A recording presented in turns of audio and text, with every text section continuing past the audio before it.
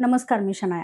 देशातील बेरोजगार युवकांच्या भावना दुखावणारा आणि मोठा वाद निर्माण करणारा विषय आज आपण सविस्तर समजून घेऊयात. कारण देशाच्या सर्वोच्च न्यायालयाच्या सरन्यायाधीशांकडून आलेल्या एका वक्तव्याने आज लाखो तरुण संतापले आहेत. सर्वोच्च न्यायालयाचे सरन्यायाधीश सूर्यकांत यांनी एका सुनावणी दरम्यान काही बेरोजगार तरुणांबद्दल बोलताना झुरळांसारखे तरुण असा त्यांचा उल्लेख केलाय. आणि इथूनच सुरू झाला तो वाद.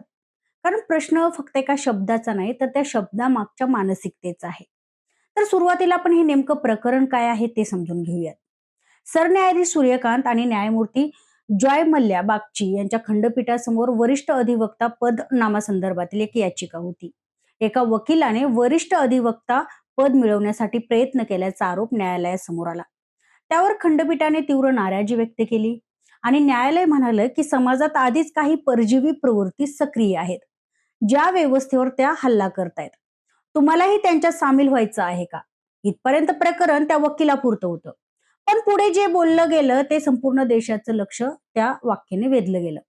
सरन्यायाधीश म्हणालेत की समाजात काही झुरळांसारखे तरुण आहेत, ज्यांना रोजगार मिळत नाही किंवा व्यवसायात स्थान मिळत नाही. त्यातील काही स्वतःचं माध्यम होतात, काही सोशल मीडियावर सक्रिय होतात, तर काही माहिती अधिकार कार्यकर्ते बनून सर्वांवर टीका करू लागतात.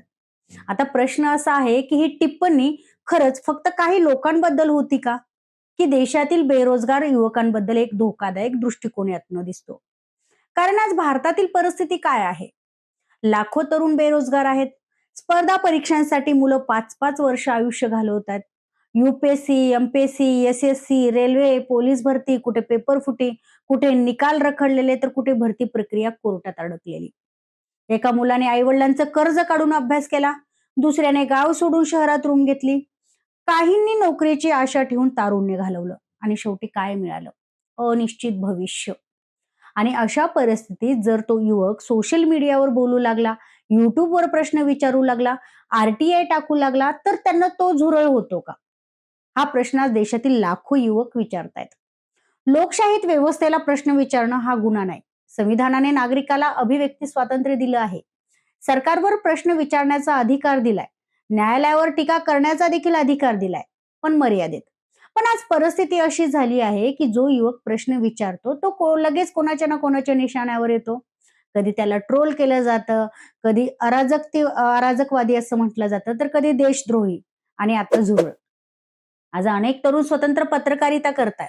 कारण त्यांना वाटतं की मुख्य प्रवाहातील जे माध्यम आहेत त्यांचा आवाज दाखवत नाहीयेत, त्यांचा आवाज दाबतात. अनेक RTI कार्यकर्ते भ्रष्टाचार उघड करत आहेत.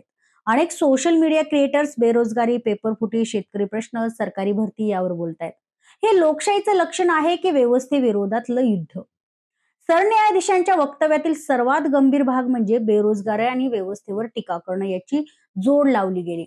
जणू बेरोजगार युवक व्यवस्थेचा शत्रू आहे. पण खरा प्रश्न असा विचारला पाहिजे की देशात बेरोजगारी वाढली याला जबाबदार कोण आहे? युवक की व्यवस्था? आज लाखो सरकारी पदं रिक्त आहेत. भरती प्रक्रिया वर्षानुवर्ष रखडतात. पेपर फुटीमुळे विद्यार्थ्यांचं आयुष्य उद्ध्वस्त झालंय.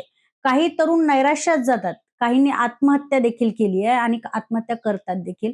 ही वास्तविकता आहे. मग या वास्तवावर बोलणारा युवक चुकीचा कसा? सरन्यायाधीशांनी आणखीन एक गंभीर निरीक्षण केले की त्यांनी म्हटले की काळा कोड घालणाऱ्या अनेकांच्या पदव्यांच्या सत्यतेबद्दल शंका आहे आणि CBI चौकशीची देखील गरज आहे. बार कौन्सिलवर देखील त्यांनी टिप्पणी केली आहे की मतांच्या राजकारणामुळे कारवाई होत नाही. म्हणजे न्यायालय स्वतः व्यवस्थेतील समस्यांवर बोट ठेवतंय. मग व्यवस्थेवर प्रश्न विचारणाऱ्या युवकांना दोष देणं योग्य कसं? आज सोशल मीडिया हे सामान्य लोकांचं हत्यार बनलंय. पूर्वी मोठ्या माध्यमांकडेच ताकद होती. आज एका सामान्य मुलाकडे मोबाईल आहे, इंटरनेट आहे आणि आवाज देखील आहे.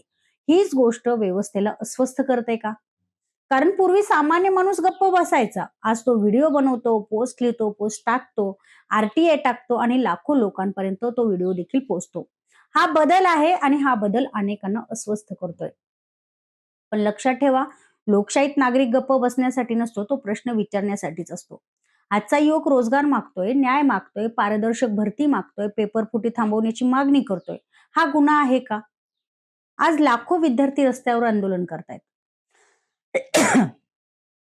नीटवर प्रश्न विचारले गेले, MPSC विद्यार्थी आंदोलन करतायत, रेल्वे भरतीवर देशभर संताप झालाय. हे युवक मजेसाठी आंदोलन करत नाहीयेत. त्यांचं भविष्य अंधारात गेले म्हणून ते रस्त्यावर उतरले.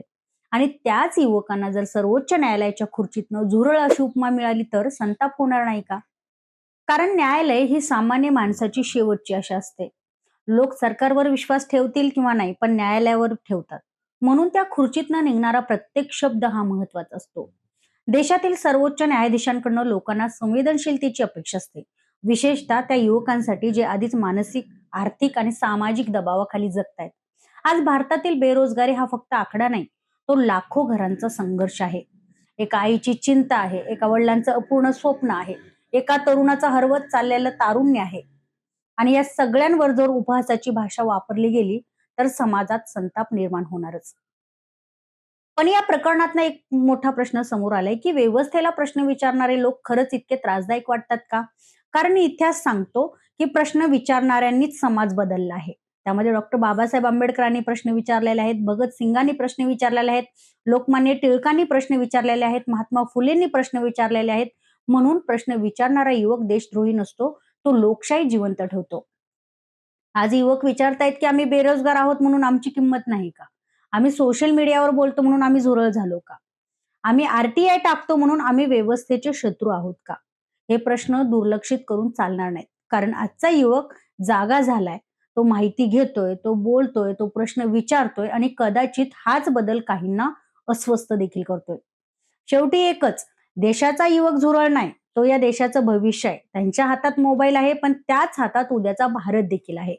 आणि जोपर्यंत बेरोजगारी, भ्रष्टाचार, पेपरफुटी आणि अन्याय आहे, तोपर्यंत युवक प्रश्न विचारत राहणार. कारण लोकशाहीत गप्प बसणारा नागरिक नाही, तर प्रश्न विचारणारा आहे तोच नागरिक देश वाचवतो. या बाबतीत तुम्हाला काय वाटतं? सरन्यायाधीशांच्या वक्तव्याबद्दल कमेंट करून मला नक्की सांगा. आणि हा व्हिडिओ आवडल्यास लाईक करा, शेअर करा आणि सबस्क्राईब करायला विसरू नका.